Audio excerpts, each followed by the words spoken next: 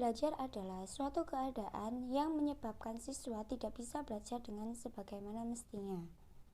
Adanya kesulitan belajar akan menimbulkan suatu keadaan di mana siswa tidak bisa belajar dengan baik, sehingga dapat menimbulkan prestasi yang menurun atau di bawah rata-rata.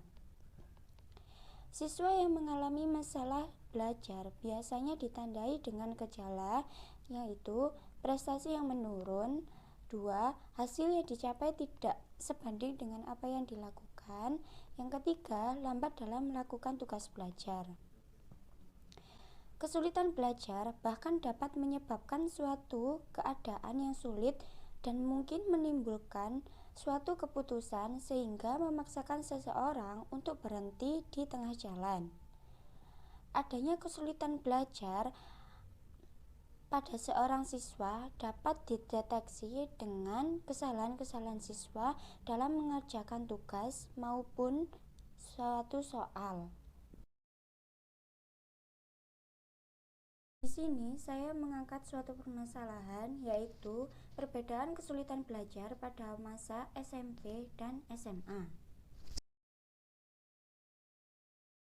Menurut Syaiful Bahri Jamara, kesulitan belajar adalah suatu kondisi di mana anak dididik tidak dapat belajar secara wajar disebabkan adanya ancaman, hambatan, ataupun gangguan dalam belajar. Sedangkan menurut Sasmita mengatakan bahwa kesulitan belajar dapat diartikan sebagai suatu kondisi dalam proses belajar yang ditandai oleh adanya hambatan-hambatan tertentu untuk memperoleh hasil belajar. Kesulitan belajar memiliki beberapa faktor penyebabnya. Salah satunya menurut Dalyono. Beliau menjelaskan faktor-faktor yang menimbulkan kesulitan dalam belajar, yaitu faktor-faktor intern dan faktor-faktor ekstern. Faktor intern adalah faktor yang berasal dari diri sendiri, seperti sebab fisik maupun rohani. Sedangkan faktor ekstern adalah faktor dari luar seperti keluarga, sekolah, lingkungan, maupun media massa. Ini saya mau tanya tentang kesulitan belajar pada masa SMP dan SMA. Kesulitan belajar pada masa SMP itu mbaknya tuh pernah mengalami nggak pada masa SMP atau SMA? Kalau masa SMP sih jarang, kalau SMA sering. Terus faktor yang membuat kesulitan belajar itu apa?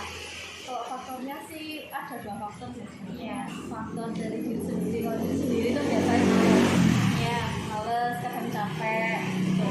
Nah kalau faktor yang kedua itu faktor dari luar, kayak misalnya lingkungannya rame, atau kadang diajak teman main terus gitu.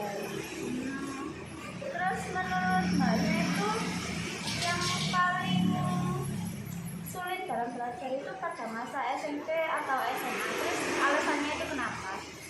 Kalau menurut saya SMA. Soalnya kalau SMA itu lebih males daripada SMA.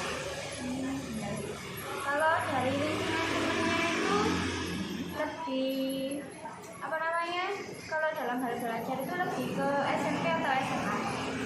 Ke SMA. Soalnya kalau di teman SMA itu kayak ayo belajar bareng-bareng. Lebih enak kalau belajar bareng kalau teman SMA.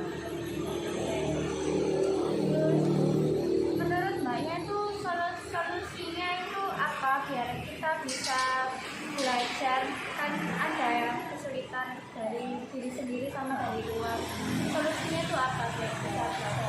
Solusinya sih kalau menurut saya ya itu ngumpulin niat, harus pokok semales-males ya harus belajar.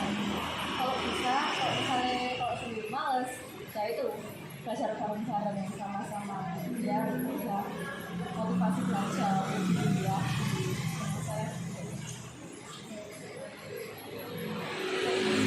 Ya, makasih Mbak ya. Kesimpulannya, kesulitan belajar berasal dari diri sendiri ataupun dari faktor luar. Kesulitan belajar yang sering dihadapi oleh siswa merupakan suatu masalah yang sering terjadi. Kesulitan belajar dapat diartikan sebagai segala sesuatu yang menghalang-halangi atau memperlambat seorang siswa dalam mempelajari, memahami, serta menguasai suatu hal atau pelajaran.